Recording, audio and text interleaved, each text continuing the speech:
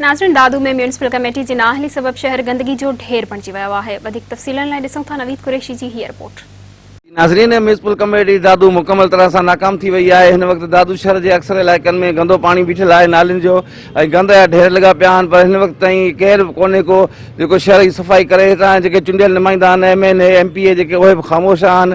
उन्हनि जी ख़ामोशी जी करे हितां शहरी सख़्तु परेशान आहिनि। शहरनि जो इहो चवणु आहे त असांजी शहर में सफ़ाई कराई वञे। गंदगी जे करे मच्छर तमामु घणा थी विया आहिनि। मच्छरनि जे हज़ार में मच्छर खाइनि पिया, बीमारियूं वधनि पियूं, पर असांजी व्यवहार करण वारो केर बि नाहे। अचो हितां शहरनि खां पुछा कयूं उहे छा था चवनि। 40 नाला फर्ज़ी ॾेई उहे पगारूं खणनि था। शहर सॼो गंदगी वर चढ़ी वियो आहे ऐं लखे रुपयनि जो तेल लिखाईंदा। उहो तेल छा ते ख़र्चो थिए? तव्हां हलो सभिनी वार्डनि में हलो, पाणी गंदो पाणी बीठो आहे, गंदनि जा ढेर लॻा पिया आहिनि।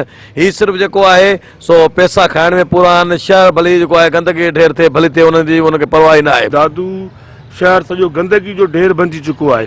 दादू शहर जे अंदरि 24 वार्ड आहिनि, 7-8 लख जी आबादी मुतासिर आहे। म्यूनिसिपल जो को बि रोल न आहे ऐं महीने जी जेका बजट आहे 7 खां 8 करोड़ आहे, पर सियासी मुदाख़लत जे सबबि ये करोड़नि जी बजट हड़प करे शहर के तबाह कयो वियो आहे। सुमरा कॉलोनी, बरोई कॉलोनी, मक्की मस्जिद, वज़ीराबाद, स्टेशन रोड, मच्छी मार्केट, कॉलेज रोड, कहिड़ा इलाइक़ा ॿुधाए कहिड़ा इलाइक़ा ॿुधायूं। उते नालियुनि जो पाणी रोडनि ते बीठल आहे। म्यूनिसिपल इंतज़ामिया गाइबु आहे। घर वेठे 200-250 मुलाज़िम पगारूं खणनि पिया। शहर जेको आहे सो शहर खां लातालुक आहिनि। हुननि खे पैसो अज़ीज़ आहे ऐं करप्शन वधीक आहे। आवाम सां हिननि जो को बि सरोकार कोन्हे ऐं चूंडियल नुमाइंदा MNA MPA उहे बि ख़ामोश आहिनि। असां शहरी समाजी अॻुवान वक़्तनि बाए वक़्तनि रोडनि ते निकिता आहियूं, एहतजाज बि कयो आहे, पर को बि ॿुधण जे लाइ तयारु न आहे। म्यूनिसिपल जी अखि पटाई वञे। मां दादू सेशन जज खे अपील कयां थो त 17 सालनि जी ऑडिट कई वञे म्यूनिसिपल ऑफिस में जेका करप्शन थी आहे। शहर खंडर बणिजी चुको आहे, न त ॿी सूरत में शहरी पुरमन तहरीक जो ऐलान कंदा। जीअं त दादू शहर में जे 24 वार्डनि जी हालत ख़राब आहे। इंतज़ामिया के बार बार अपीलूं कयूं पिया था त दादू शहर में सफ़ाई करायो, पर इंतज़ामिया अलाए छो ॿुधण खां क़ासिर आहे। तव्हां ॾिसो त दादू शहर जो हर हिकु रोड, हर हिकु गली गंदगी सां भरी पई आहे, पर हुन सां गॾु उन जो गंदो पाणी जेको ड्रेनेज जो आहे रोडनि ते आहे।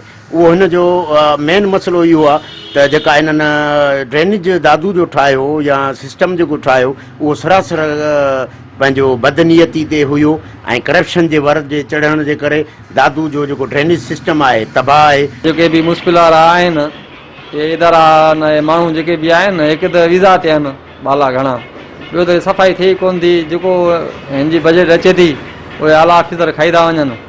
हे त गंदगी आहे, पर पाकिस्तान में वॾी ॻाल्हि आहे असांजे दादू शहर में। मैं कहते खुदा रही ॾिसो सिंध असांजे सिंधियुनि जी ॾाढी तरमीम लॻी पिया। सिंध CM सिंध जे हुकुम मुताबिक़ हले थी, त कम से कम सिंध तव्हां न कंदो ॿियो केरु कंदो? पर करो जे तव्हां दादू खे न ठाहींदो ॿियो केरु ठाहींदो दादू खे? असां CMO दादू MPA दादू MNA दादू खे चवंदा खुदा रे हेॾे कुझु ध्यानु कयो। हिते बि त माण्हू रहंदा। हिकु अस्पताल में का शइ कोन्हे। हिते छिता कुता खाई माण्हुनि खे म्यूनिसिपल वारा इनखे सुई कोन था हणनि, छितो कुतो खाई थो वञे। जेको अस्पताल वञे त सुई कोन थी मिले।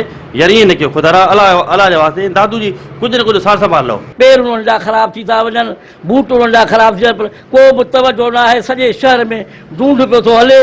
भई ऑफिसर वेठा आहिनि, 5 त बाबा आयो साहब वियो आहे जोही 10 ॾींहं, वरी उतां ईंदो AC साहब त पोइ सफ़ाई थींदी। बाला जेके आहिनि से उन्हनि खे बि पघारूं टाइम ते कोन था ॾियनि।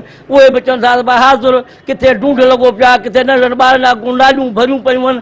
माना ईअं सम्झो त सफ़ाई आहे कान का।